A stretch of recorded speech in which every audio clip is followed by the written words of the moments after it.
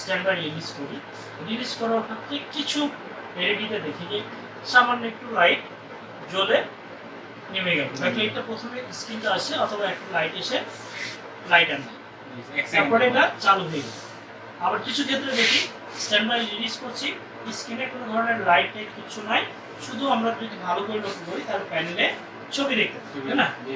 এই সমস্যা যদি আমাদের কাছে আসে এবং আমাদের এই যে বেসিক করানো হলো ব্যাকলাইট বা বুস্ট সার্কিটের বা ইনভার্টার সার্কিটের যে বেসিক, এই বেসিকটা কি হচ্ছে, আমাদের ব্যাকলাইট ইনভার্টারের ভোল্টেজ 18, 24, 22, 32, 28, 42, 24 থেকে 65 পর্যন্ত এই ভোল্টেজগুলো ব্যাকলাইট এলইডি সেকশনে এই ইনভার্টারের ইনপুট হিসেবে থাকে।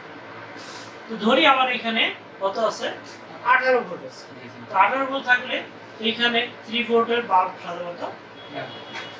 তো আমার প্রসেস হচ্ছে কি, যখন একটা লাইটের একটা বাল্ব আমার কেটে গেছে, একটা লাইটের একটা বাল্ব, এখন প্রসেস কি হচ্ছে, এখানে ইনপুট আছে 18 ভোল্ট, 18 ভোল্ট থেকে এইখানে যখন বিএল অন প্রাইমারি আইসিতে সিগন্যাল করছে যে স্ট্যান্ড বাই রিলিজ হয়েছে, ব্যাকলাইটে কারেন্ট ফ্লো হচ্ছে, এই কারেন্টটা বুস্ট আপ হয়ে ক্যাপাসিটর এখানে কি হচ্ছে, ফিল্টারিং হচ্ছে, করার পরে এইখান থেকে তখন পজিটিভ লাইট কোথায় আসে, দুই তারের মধ্যে দিয়ে ব্যাকলাইটের ভিতরে আসে। 24 থাকলে 24, 42 থাকলে 42 ভোল্টেজ, ঠিক আছে? এই ভোল্টেজটা সাধারণত রিপেয়ার এর ক্ষেত্রে আমাদের তখন করণীয় কি, যদি আমরা দেখি যে ক্যাপাসিটর চার্জ নিচ্ছে বা ইনপুটে আমরা ভোল্টেজ পাচ্ছি, সেই ভোল্টেজটা আপ হয়ে বুস্ট হয়ে আবারও বসে যাচ্ছে, তখন আমরা কি করি, এই ব্যাকলাইট সেকশনগুলোকে পরিবর্তন করি, তাই না? অনেকে কি করে, এই ক্যাপাসিটরের ড্রাইভারের লাইনটা শর্ট করে দেয়, শর্ট করে দিলে কি হয়, চলে, কাজ চলে, 2 দিন পরে আবার করবে, তাই না? তো যেহেতু এই লাইটের একটা লাইফ টাইম আছে, লাইফ টাইম শেষ হওয়ার জন্যই মূলত বাল্বটা কেটে গেছে, তাই না? তো একটা যদি কাটে তাহলে বাকি সবগুলোর লাইফ টাইমটা শেষের দিকে, সেহেতু ওই বাল্বগুলো আমরা ব্যবহার না করে টোটাল সেটটা একদম নতুন লাগাই দিব এবং এটা লং টাইম সার্ভিস হবে।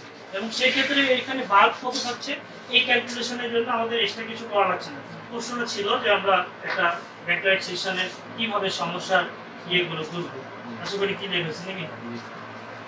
আচ্ছা, ভোল্টেজ এখানে পাওয়া যাবে এআইসি পাশে, সেই ভোল্টেজ দ্বারাই আপনি ব্যাকলাইট ইনেবল হিসেবে এইখানে ব্যবহার করতে পারবেন, ঠিক আছে?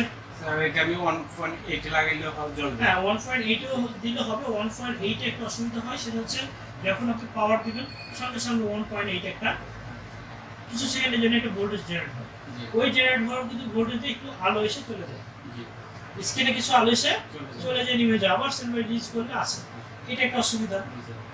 আমরা হ্যাঁ, সেই ক্ষেত্রে কাস্টমার অনেক সময় যখন পাওয়ার দিলে হুট করে ব্যাকলাইট চলে গেল, তখন কাস্টমার আপনাকে ইয়ে করবে, জেনারেট হিসেবে হলো না।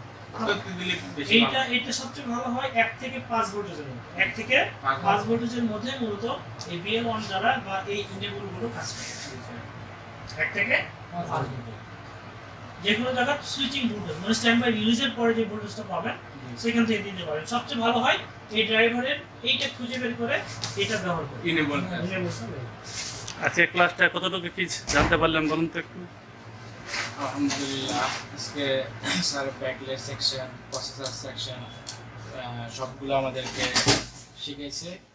আলহামদুলিল্লাহ আমরা ইনশাআল্লাহ এগুলার কাজ করতে পারবো। আসসালামু আলাইকুম। আমার বাড়ি কুষ্টিয়া জেলা দৌলতপুর থানা আদাবাড়ি ইউনিয়ন, গ্রাম গরুড়া। আমি দীর্ঘ 15-16 বছর সিআরটি বোর্ডে কাজ করে আসছি, কিন্তু এলইডির কোনো কাজ জানি না। এখন আমার বিশ্বাসতার বলে আমার এলাকা আমাকে বিশ্বাস করে, সেই হিসেবে তারা এখন বর্তমানে এলইডি নিয়ে আসে না, যদি বলি আমি পারি না বা রেখে যান, তখন আমাকে বলে যে এটা দিন কি শিখেছেন। এই লজ্জা কাটানোর জন্যই আমি এলইডিতে আসছি। তাতে আমার আজকে গত শুক্রবার আসছি, আজকে আমার 7 দিন হলো। 7 দিনে আমার মাদারবোর্ড প্রায় কমপ্লিট হয়ে গেছে। এবং এখানে 2-4টা যে প্র্যাকটিস করছেন, এই প্র্যাকটিসে আপনি নিজে নিজে একটা কাজ করছেন, কাজ করে এখানেও আমি এই 3-4 দিন হলো বেশ কিছু কাজ করেছি এবং স্যারকে দেখাইছি যে সেগুলো সঠিক হয়েছে। আলহামদুলিল্লাহ। এবং যাক। কাজ করতে কি সময় লাগছে আপনার? কিভাবে কাজ করছেন? ফল ফাইন্ড আউট করছেন কিভাবে? ফল ফাইন্ড আউট আমরা যেভাবে শিখছি সেই ফর্মুলা অনুযায়ী ফর্মুলাটা কি? যে কোনো বোর্ডকে আমরা প্রথমে অফলাইন টেস্ট অফলাইনে করছি, টেস্ট করছি, অফলাইন তারপরে টেস্ট করছি, online-এ। ফুল টেস্ট করছি এবং এটা অনলাইন টেস্ট করছি। বড় জোর এটা 2 থেকে 5 মিনিট, 2 থেকে 5 মিনিটে আমরা একটা ফল ফাইন্ড আউট করতে পারছি। আপনি নতুন হওয়ার পরে 2 থেকে 5 মিনিটে করছেন, তাই না? 7 দিনের মাথায় 7 দিনের ডেভেলপ হয়েছে। আচ্ছা। যেই ভয় ছিল যে এলইডি এলসিডিতে হাত দিতেই পারবো না, সেটা এখন 7 দিনে মোটামুটি ভয় কেটে গেছে। মাদারবোর্ড আপাতত মনে হচ্ছে যে না, মাদারবোর্ড কোনো বিষয় না। আর এক সপ্তাহ করলে আমার মনে হয় সবগুলাই ক্লিয়ার হয়ে যেত ইনশাআল্লাহ। ইনশাআল্লাহ। দেখেন। আসসালামু আলাইকুম।